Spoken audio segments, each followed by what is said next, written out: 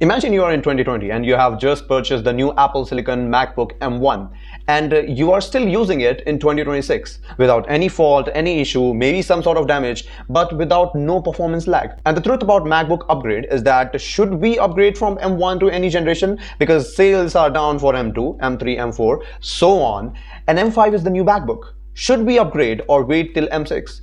So this is the whole truth about MacBook you should be knowing before purchasing. Let's talk about it.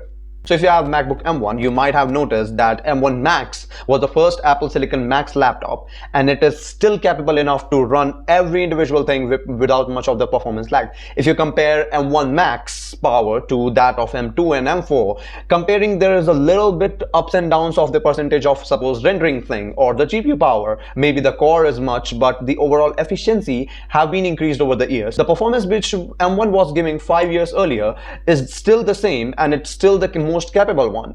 So I have thought much more things about this, is that should we actually upgrade to the newer MacBooks like recent M5? Should people actually care about upgrading, or should they care about M6? And how Apple is making money out of people's assumptions. So the March event of Apple had gone, and they have been releasing M5 MacBook Pros, the base M5 as well as M5 Air.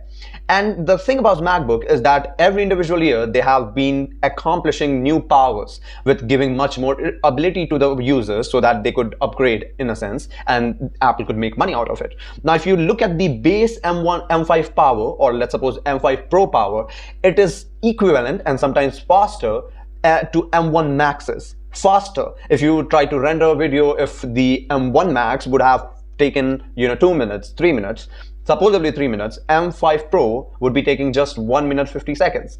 Much more faster than that. And I'm talking about M5 Pro, not the Maxes. And Apple has sophisticatedly not been releasing Maxes. They are thinking of M6.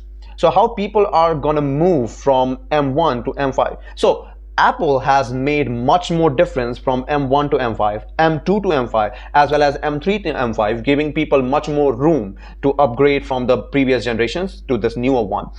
But the thing is, the September event of Apple is still unrecognizable, and sources has been declaring that Apple is launching a new MacBook which would be giving OLED or tandem OLED display, as well as with touch screen and with cellular support and with brightness and with extra battery, and coming with M6 Max. So they are particularly giving everything to the people what they've wanted from years ahead. So this is the whole business of Apple which they are running, is like earlier give chipset power to the people, so that earlier chipset people would be coming here and upgrading their MacBook, and after a few months give them more powerful features so that they won't be retaliating again and then purchasing the MacBook again.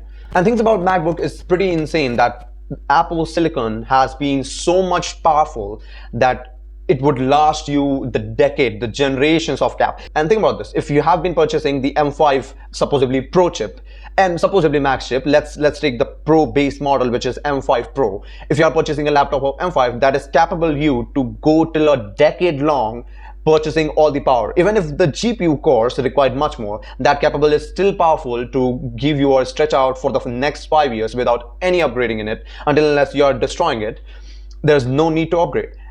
And it will also be interesting to see that how Apple will shift the focus of MacBook users towards those iPad users, or the Apple iPhone users to that of iPad users, because if they would be launching touchscreen, there would be no need of iPad in any sense. Okay, supposedly if you're trying to purchase a new iPad, what would be the needing of it? There would be iPad OS, you are being retaliated to the iPad OS. You do not get the Pro level chip. Even if the base model is so much powerful, you won't be getting good video editing software or the photo editing software or any kind of good software which you are likely to run on the Pro task.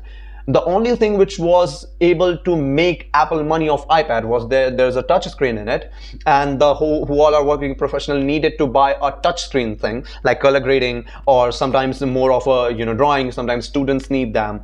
That is what the main market of Apple was, and now they are destroying the market themselves by creating a MacBook which is touchscreen. It would be very likely to see how they compete or make a market of iPad as well as MacBook. And this time the lineup of Apple MacBooks is the much more clearer than any years. Like there's a baseline MacBook Neo, which is for the students, which is for the lower grade task people who have been experiencing the MacBook or Mac OS for the first time for them.